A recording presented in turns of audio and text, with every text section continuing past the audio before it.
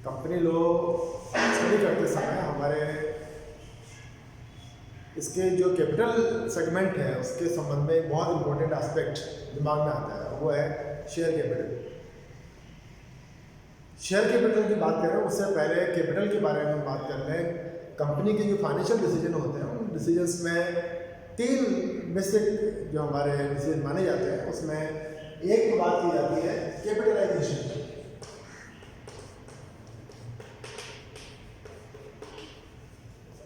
Capitalisation को बोलेंगे हम पूंजीकरण, that is total capital required to start a business, to run a business, for extension and expansion of business.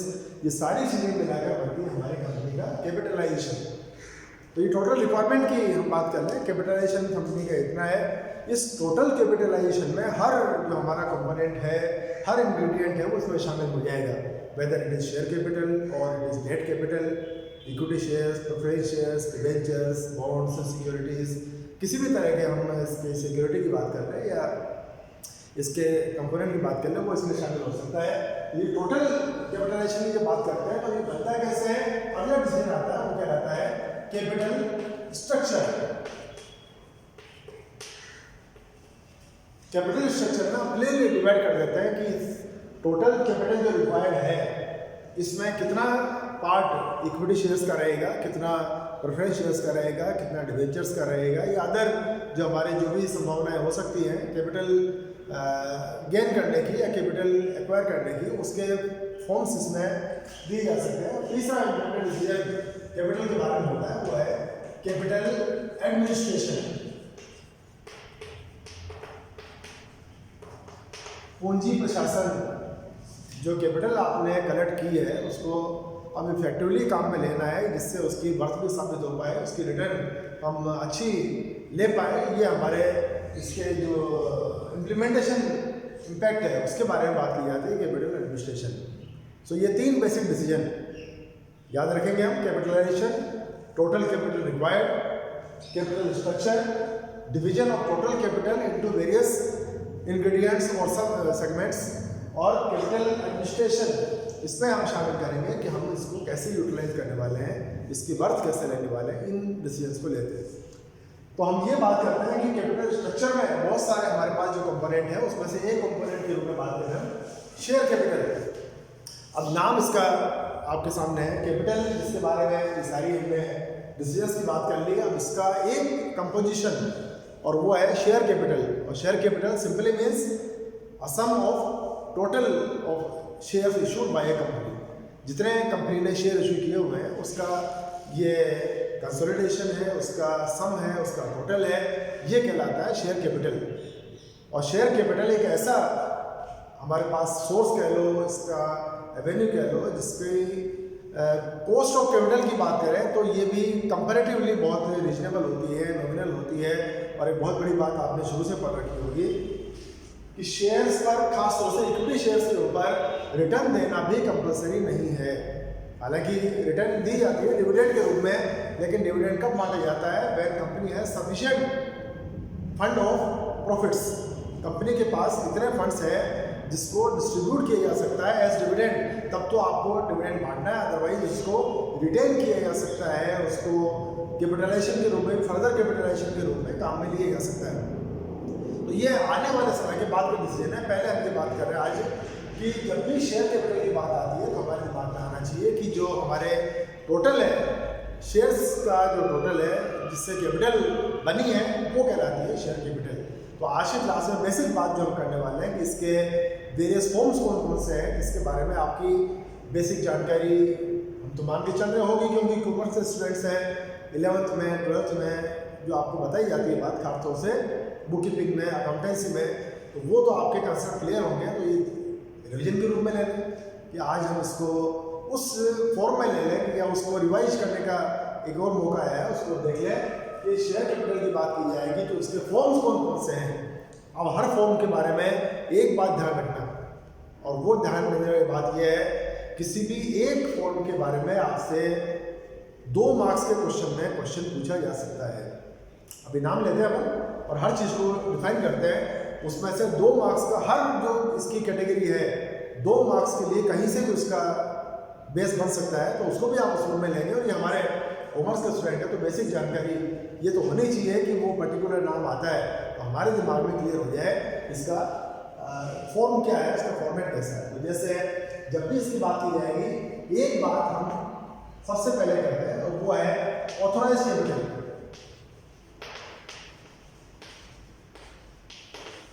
Authorised capital को बोलते हैं अधिकृत पूंजी।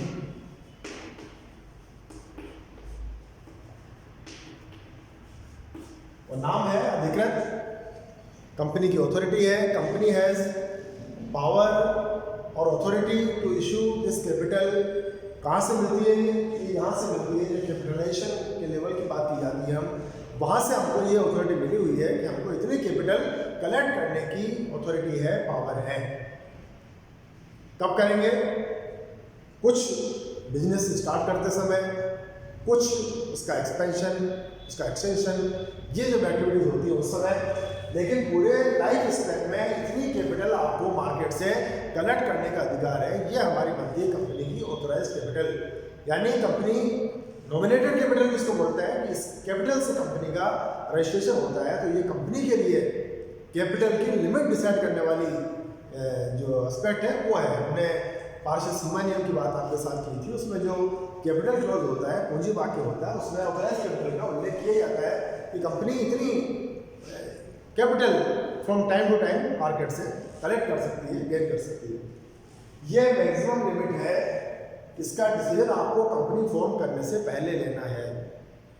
तो या तो आप एक्सपर्टाइजेशन को व्यू ले सकते हैं या आपके कॉम्पिटिटर हैं उनको ध्यान में रखते हुए इसका डिसीजन लिया जा सकता है। लेकिन आपको एक विजन, लॉन्ग टर्म विजन रखना है कि कंपनी का लाइफ स्पेन कितना मान लो, 5-10 साल, 150 साल, 1500 साल, जो भी आपका है उन सबको ध्यान में रखते हुए इस कैपिटल को डिसाइड करना पड़ेगा।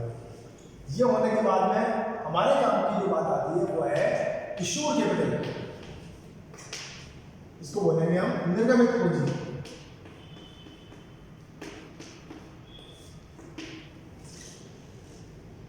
और इश्यूड कैपिटल का कंसेप्ट ध्यान रखो कि ऑथोराइज्ड कैपिटल में से जो कैपिटल मार्केट को इशू की जा चुकी है, जिस कैपिटल को कलेक्ट करने के लिए हमने सिक्योरिटीज को इशू कर दिया है, that capital is called as issued capital. यानी इसमें से इतना पार्ट हम काम में ले चुके हैं। ये कैपिटल का जो सेगमेंट है वो ये बताएगा आपको कि ऑथोराइज्ड कैपिटल तो इतनी है, उसमें से कंपनी ने आज तक का मतलब है जिस किसी टाइम स्पेन पे आप कंपनी के कैपिटल के इस सेगमेंट को देखेंगे तो आपको इशूड कैपिटल में दिखाएगा कि टोटल में से इतना भाग हम काम में ले चुके हैं। तो ये दूसरा इंडिकेशन और ले सकता है, और वो क्या है, अभी हमको कितनी ऑथोरिटी और है, यानी ऑथराइज माइनस इशूड, ये अभी लिमिट है हमारे पास। इतने लिमिट को हम आगे जब जब रिक्वायरमेंट होती है उस रिक्वायरमेंट को पूरा करने के लिए मार्केट का यूज कर सकते हैं। ये हो गया हमारी ऑथराइज में से जिसको हमने इशू कर दिया। तीसरा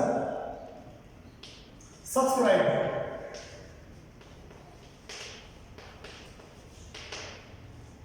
प्रार्थित पूंजी।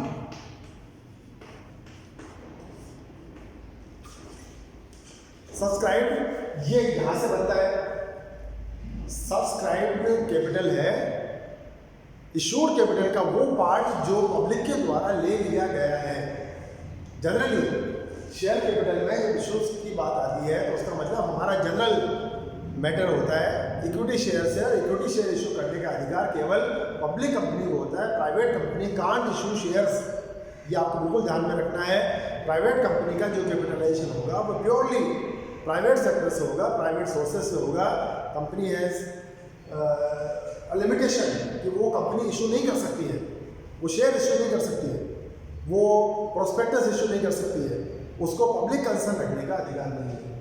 तो subscribe capital is that part of issued capital which has been taken by the public और which has been subscribed by the public. ये आपको ऑथराइज्ड से इशू बल्कि इशूड में से सब्सक्राइब कैपिटल की बात निकल कर आती है। अगला इसका जो फोर्थ बनता है वो होता है कोल्ड कैपिटल। इसको बोलेंगे याचित पूंजी। याचित जिसकी याचना की जा चुकी है, विच हैज़ बीन कॉल्ड। कहाँ से? ये होता है जब शेयर इशू किए जाते हैं, शेयर की एक फेस वैल्यू होती है, इसको बोलते हैं हम अंकित मूल्य। 10 रुपए का शेयर है, अब एट पार भी हो सकता है, एट प्रीमियम भी हो सकता है, लेकिन हम ये बात कर रहे हैं कि जितनी उसकी फेस वैल्यू होती है, टोटल अमाउंट सारी की सारी एक साथ मांगी भी जा सकती है और नहीं भी मांगे। जब जब रिक्वायरमेंट हो, कंपनी आपसे कोर्स टाइम टू टाइम करती है, तो हम ये मान के चलते हैं कि टोटल कैपिटल का जो इशू का हमने मूल्यांकन किया था, उसका जो रेट डिसाइड किया था, उसका जो पार्ट जनता से मांग लिया गया है या हमारे सब्सक्राइबर से मांग लिया गया है, वो कहलाता है कॉल्ड कैपिटल। जनरली जैसे 10 रुपए का शेयर है और 10 रुपए में से 4 रुपए या 6 रुपए ये हमने मांग लिए पर शेयर, तो ये हम कहलाएंगे, इसका जो सम कर लेंगे, इसका टोटल कर लेंगे, वो कहलाएगी कॉल्ड कैपिटल। और अगला इससे निकल कर आता है, वो कहलाता है अनकॉल्ड कैपिटल। अयाचित पूंजी, अयाचित पूंजी अब ऑटोमेटिकली पता लगता है हमको कि जिसको मांगा जाना बाकी है, दिस है येट टू बी कॉल्ड। तो अगर फेस वैल्यू में से कॉल्ड जो वैल्यू है उसको माइनस कर देंगे तो निकल कर आ जाएगा अनकॉल्ड। इसकी याचना नहीं की गई है, नहीं करेंगे ऐसा नहीं है, लेकिन अभी तक नहीं की गई है। तो आपको जब कभी बैलेंस शीट देखने की रिक्वायरमेंट पड़ती है, तो उस समय कैपिटल का ये फॉर्म ये बताएगा कि इतना पैसा हमारे पास है, इतनी हमने याचना कर ली है और इतना शेयर को फुली बनाने के लिए अभी कॉल किया जाना बाकी है। तो इसके भी ये दोनों पैरेलल चलते हैं, कॉल्ड कैपिटल से अनकॉल्ड कैपिटल या अनकॉल्ड कैपिटल के आधार पर कॉल्ड का आप आसानी से जस्टिफिकेशन कर सकते हैं। अगला फॉर्म बनता है इसका रिजर्व कैपिटल, आरक्षित पूंजी। और इसका एसोसिएशन है किससे? अयाचित पूंजी से या अनकॉल्ड कैपिटल से।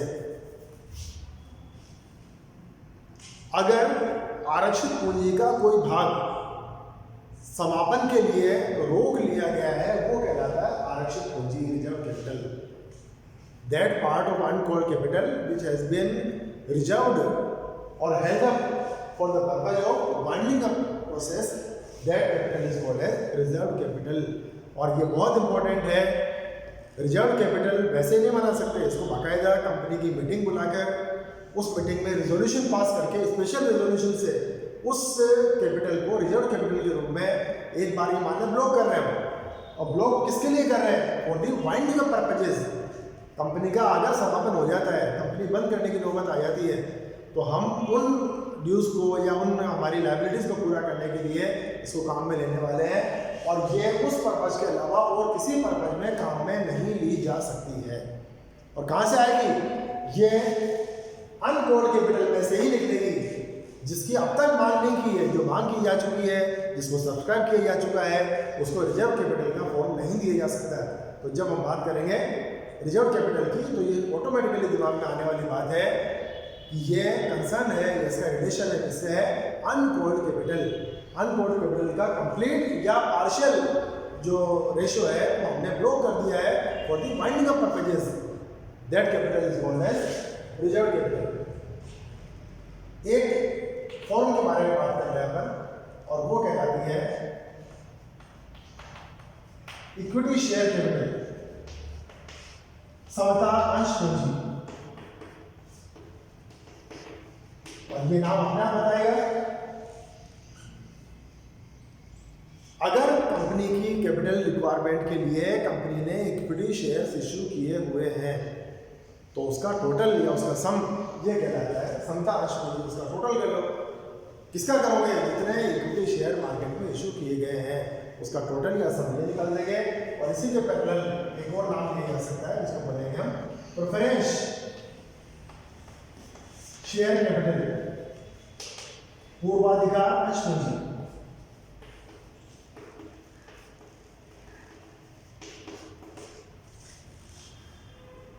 Company in general equity share he issue करती है, लेकिन अगर इसके आर्टिकल्स प्रेस्क्राइब करते हैं तो company has power to issue preference share to.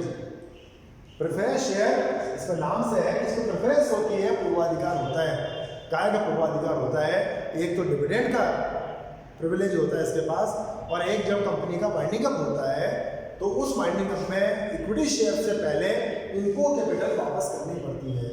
तो ये दो प्रेफरेंसेस इसके हैं। तीसरी बात और कर सकते हैं, और वो है कि एक्सेस जो आपके प्रॉफिट्स बचते हैं इसमें पहला अधिकार इनका होता है, इसलिए इसको नाम दिया जाता है प्रेफरेंस शेयर कैपिटल। तो इस कैपिटल को एक्सेप्शनल केस में, इन जनरल प्रैक्टिस नहीं होती है, ये परमानेंट कैपिटल नहीं होती है। इक्विटी शेयर कैपिटल होती है, ये परमानेंट नेचर की होती है। Once equity shares have been issued, company has to retain this capital throughout life span. जब तक कंपनी चलेगी, सर्वाइव करेगी, तब तक वो कंपनी कैपिटल को काम में लेगी। ऑन द अदर एंड, अगर प्रेफरेंस शेयर्स है तो इसका रिडम्पशन, शोधन करना, इसके पैसे को वापस लौटाना, ये कंपनी की फाउंडेशन होती है। और कई बार एक बात वो की जाती है, और वो है डेट कैपिटल, इसको बोलेंगे ऋण पूंजी। कंपनी ने अगर डिबेंचर्स इशू किए हैं या बोरोइंग से कंपनी की फाइनेंशियल रिक्वायरमेंट्स को पूरा किया गया है, तो उसको भी, हालांकि थोड़ी एक नेगेटिव एस्पेक्ट है, काय की कैपिटल, अब जो लाइबिलिटी की बात कर रहे हैं तो कैपिटल की बात हमको नहीं करनी चाहिए, लेकिन ऋण पूंजी कहकर पुकारा जाता है कंपनी के ऊपर बोरोइंग्स हैं, कंपनी की लाइबिलिटीज हैं, जिसको पे करना, जिसको रिडीम करना, शोधन करना, ये कंपनी के लिए फाउंडेशन मानी जाती है। तो वो कहलाती है डेट कैपिटल, जिसको टाइम बिंग, जो शॉर्ट टर्म रिक्वायरमेंट कर सकते हैं या मिडिल टर्म रिक्वायरमेंट कर सकते हैं, इसको पूरा करने के लिए कंपनी इस कैपिटल के ऊपर डिपेंड रह सकती है। लेकिन अगर कंपनी की परमानेंट या लॉन्ग टर्म रिक्वायरमेंट्स हैं, लॉन्ग टर्म फाइनेंशियल रिक्वायरमेंट्स हैं, उसको पूरा करने के लिए मोस्ट रेलेवेंट सोर्स जो आता है वो है इक्विटी शेयर कैपिटल। और इक्विटी शेयर कैपिटल का एक एडवांटेज और हमको मिलता है, और वो क्या है कि जो इक्विटी शेयर को सब्सक्राइब करता है वो व्यक्ति कंपनी का शेयर होल्डर, वो व्यक्ति कंपनी के ओनरशिप का हिस्सेदार बन जाता है। तो ये उसका एडवांटेज लेने की जो कोशिश है, वो हर व्यक्ति कोशिश ये करता है कि जब कभी कंपनी के इक्विटी शेयर मार्केट में आए तो उसमें सब्सक्राइब करें। और जनरली जब कभी IPO FPO इसकी बात की जाती है, वो प्योरली रिलेट करते हैं इक्विटी शेयर से। हालांकि प्रेफरेंस शेयर और डिबेंचर्स, इनके लिए भी आपको प्रोस्पेक्टस को इशू करना पड़ेगा, लेकिन इक्विटी शेयर कैपिटल की जो डिपेंडेंसी है वो कंपनी एंजॉय कर सकती है through out the time Spain. तो ये हमारे शेयर कैपिटल के जो अलग अलग फॉर्म्स हो सकते हैं, जिसको आपको डिफाइन करने के पॉइंट ऑफ व्यू से हमेशा ध्यान में रखना है। किसी के ऊपर भी 2 नंबर का क्वेश्चन पूछा जा सकता है, पेपर उठा के देखें आप, फ्रिक्वेंटली इनमें से ही आपके इस यूनिट से क्वेश्चन बनने की ट्रेंड रहेगी। तो इसको अच्छी तरह देखेंगे, समझेंगे, समझ में नहीं आए कभी भी आप इसके बारे में बात